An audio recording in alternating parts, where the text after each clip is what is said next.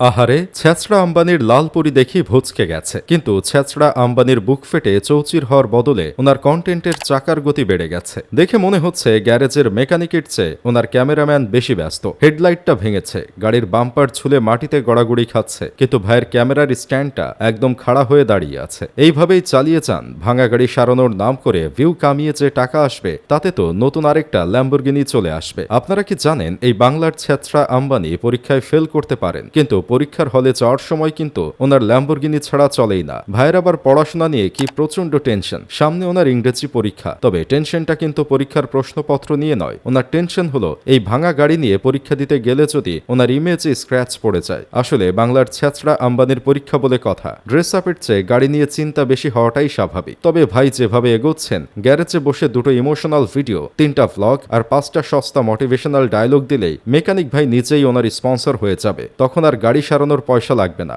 ভাই এমনিতেই free service পেয়ে যাবেন। ওনার মাথায় পচাগু থাকলেও আইডিয়াগুলো কিন্তু একদম খাঁটি সরিষার তেলের মতো বের হচ্ছে। অবশ্য এই ছেঁচড়া আম্বানির লালপরীর অবস্থা যাই হোক না কেন, ওনার সেই বিখ্যাত জানেমান বাইকটা কিন্তু এখনো অক্ষত আছে। কিন্তু ভাই ওই বাইক নিয়ে যেভাবে পাড়ায় পাড়ায় সাউন্ড পলিউশন করে শো অফ করেন, তাতে পাড়ার মোতালেব ভাই রীতিমতো ওনার ওপর চরম বিরক্ত। মোতালেব ভাইয়ের দোয়া যদি একবার কবুল হয়ে যায়, তবে ওই জানেমানের জানও চেয়ে কোনো সময় বের হয়ে যাবে। অবশ্য শুধু মোতালেব ভাই কেন, এই বিশেষ প্রাণীর ভিডিওর কমেন্ট সেকশনে ঢুকলে দেখা যায় কত শত মানুষ প্রতি মিনিটে ওনার গোষ্ঠী উদ্ধার করে ওনার বাইকটার চির শান্তি কামনা করছে। এই ছাপড়ি ভাইয়ের পকেটে হয়তো টাকার অভাব নেই, কিন্তু ওনার ঘটে যে পরিমাণ বুদ্ধির অভাব আছে সেটা দেখলে মায়াই লাগে। ভাই আপনাকে একটা ফ্রিতে পরামর্শ দেই, আপনার এই কাঁচা টাকাগুলো একটু নিজের জন্য কাজে লাগান প্লিজ। প্রথমে দ্রুত কোনো সরকারি হাসপাতালে যান, তারপর ডাক্তারকে অনুরোধ করেন যেন আপনার মাথার ভেতরে জমে থাকা গু একটু ক্লিন করে দেয়। ভাইরাল হওয়ার নেশায় আপনার পেটের সব গু মাথায় উঠে গেছে, সেটা আপনার ড্রেস আপ আর কথা বললেই বোঝা যায়। ফেসবুক আর ইউটিউবে এসে নিজের লাইফস্টাইল আর চলাফেরা দেখানোর নামে যে জোকারি আপনি করেন, সেই জোকারগিরি করে ইনকাম করা টাকা নিয়ে আবার শো অফ করতে লজ্জা করে না, এটাকে রিচনেস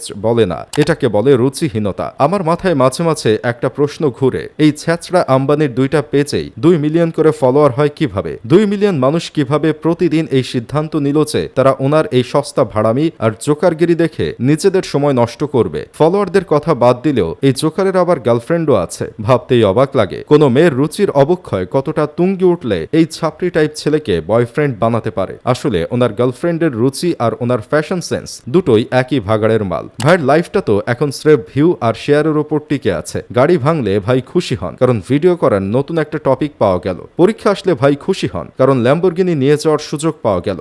ওনার মাথার গুগুলো যে কবে সাফ হবে আর কবে উনি একটা সুস্থ মানুষের মতো আচরণ করবেন, সেই আশায় হয়তো তার বাবা মা অপেক্ষায় আছেন। ওনার প্রতিটি কন্টেন্টে যেন রুচির দুর্ভিক্ষের এক একটা জ্বলন্ত উদাহরণ। এই ছেঁচড়া আম্বানিকে নিয়ে যত কম বলা যায় ততই ভালো, কারণ ওনাকে নিয়ে কথা বলা মানেই হলো নিজের রুচিকে ওনার ওই ভাঙা গাড়ির বাম্পারের মতো নিচে নামিয়ে আনা।